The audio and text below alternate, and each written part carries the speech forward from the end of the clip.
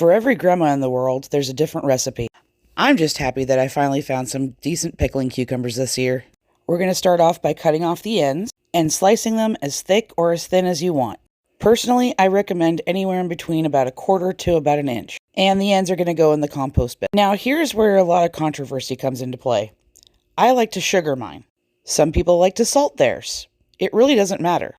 And there are those who don't do this step at all. Your kitchen, your rules. But I like to let them sit for about 3 hours and then move them to a colander, and here's the fluid that was extracted by doing this.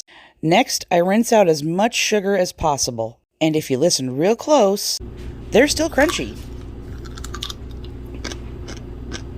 While the cucumbers are sitting, I like to make my brine. Pickling salt, white sugar, brown sugar, and all this stuff that's on the screen right here. Now we're going to add a quart of water, put the lid on, and bring it up to a boil. Once it's there, turn off the heat, add your vinegar, and put the lid back on, because otherwise it'll smell up the whole kitchen. Now this next part is optional, as there are other things that you can use to help keep your pickles crunchy. But since I'm blessed enough to have them, I'm using grape leaves. Just gotta wash the buzzard puke and spider shit off of them. I'm gonna take the stem off and position them in the bottom of the jar. Presentation purposes, I'm using a chopstick to position them. Isn't that pretty? Another option is to add some onions and some bell pepper. Now I'm gonna pack these in real tight, and sometimes you gotta force them in there.